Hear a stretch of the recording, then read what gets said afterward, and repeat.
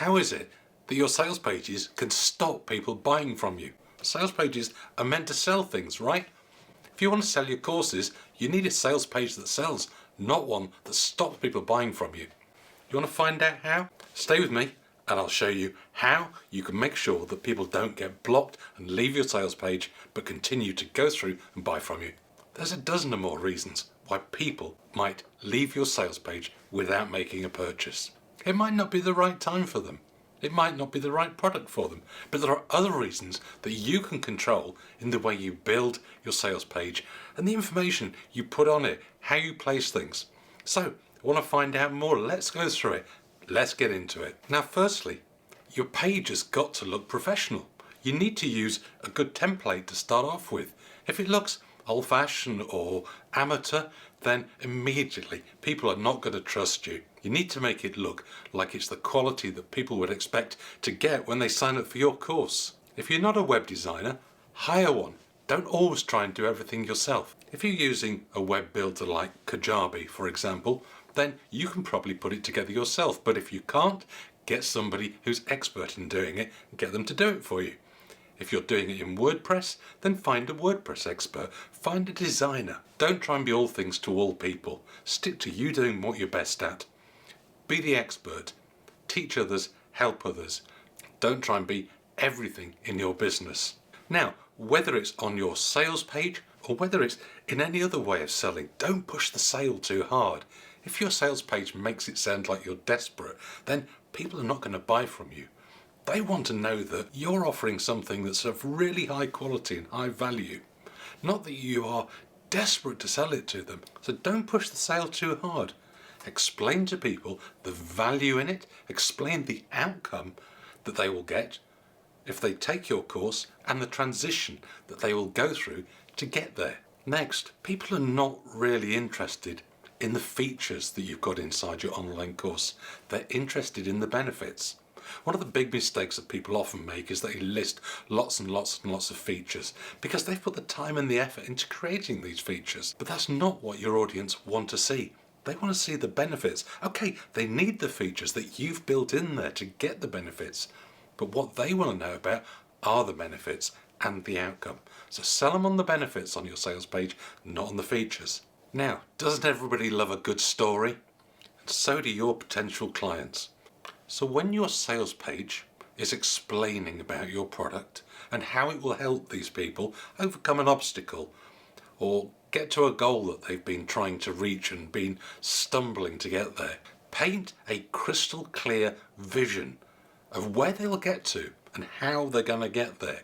Help them see what life will be like, whether it's their own personal life or their business. Paint a crystal clear vision of what their life is going to look like, how it's going to be different when they've completed your online course. Now, I don't know about you, maybe I'm fussy, but if I read copy and I see spelling mistakes, grammatical errors, lack of punctuation, then immediately I start to lose confidence in the text and whoever's written the text or the copy on the page.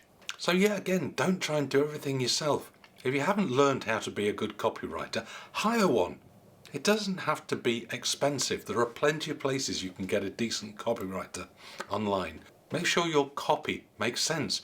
Whoever's written it, read it through. Make sure it's ever free.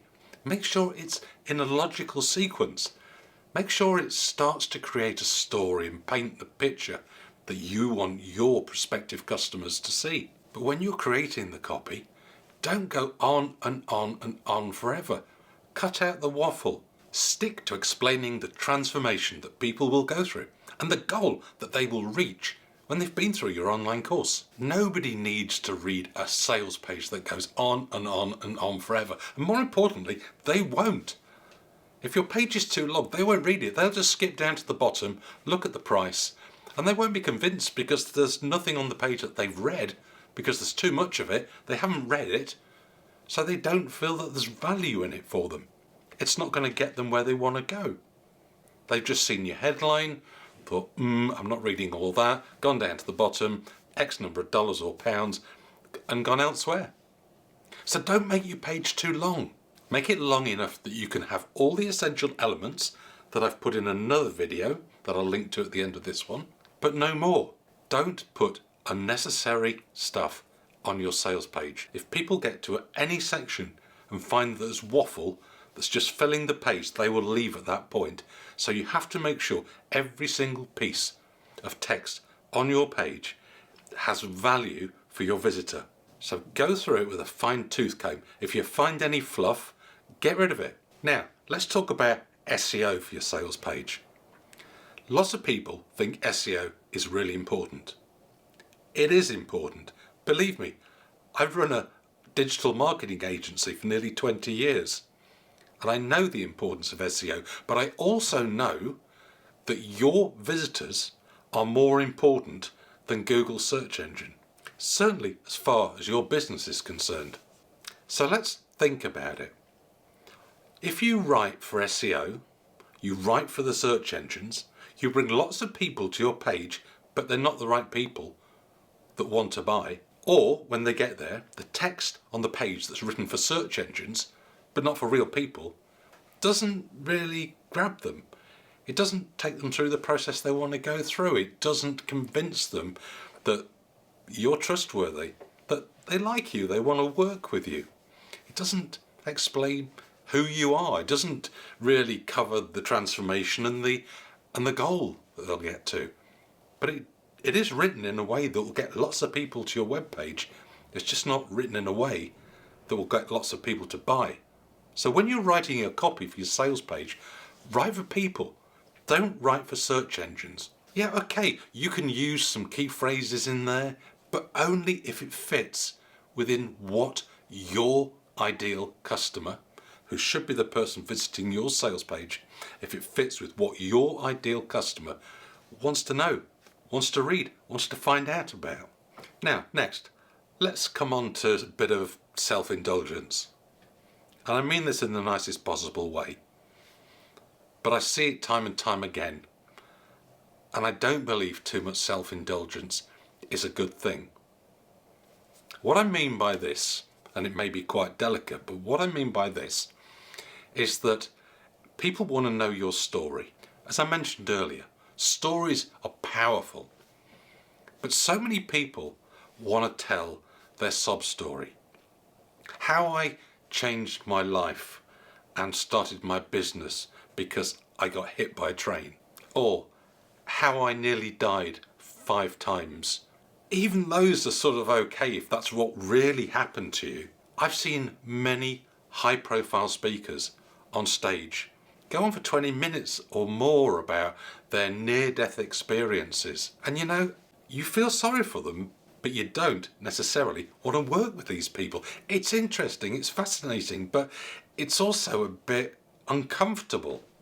And you don't want to make your visitors, your prospective clients, uncomfortable. So I say this not to be mean, but I say it to help you. Don't be overly self-indulgent. Tell a story if you have to. Tell a story if you can, and it helps and it brings you alive and it makes you more human. But don't get too much into sob stories and grief, because I don't think it's really going to help you grow a bigger audience and convert people into paying customers. And talking of telling your story, don't introduce yourself too late. Once you've got through the introduction to your page, tell people about who you are. That's the stage to tell them. Tell them who you are, what you do, a little bit of your story, not too much detail or they'll either fall asleep or leave. All the way through your page, it's a bit of a balancing act between giving too much information, not only about yourself, but about your product and what it'll do for people, and giving not enough information. So you have to be the judge of what's right, and what's too much, what's too little.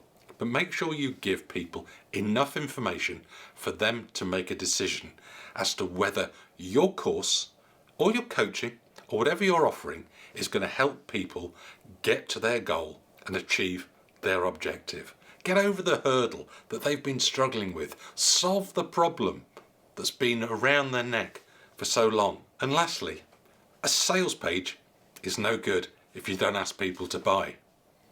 You need call to action buttons, and you probably need them about 3 different places in your page. As I mentioned, I'll put a link to the other video that explains precisely where the elements of a great brilliant sales page go. But make sure you've got clear, large call to action buttons. Choose a sensible colour for them.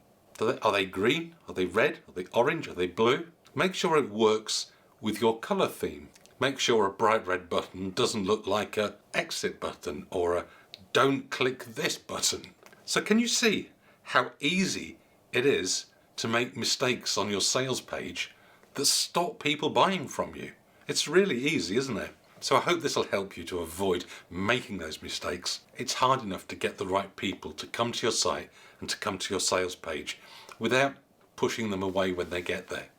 So I hope this really helps you to get more customers, to get people buying on your sales page without being repelled in any way. Now, if you've enjoyed this, I'd love it if you'd subscribe and ring the bell so you get notified of new videos. So here's the link to the video that'll help you to build a sales page with all the elements that make it brilliant so that you have the maximum chance of getting the most sales of your online course. I hope that helped, and I'll see you in the next video.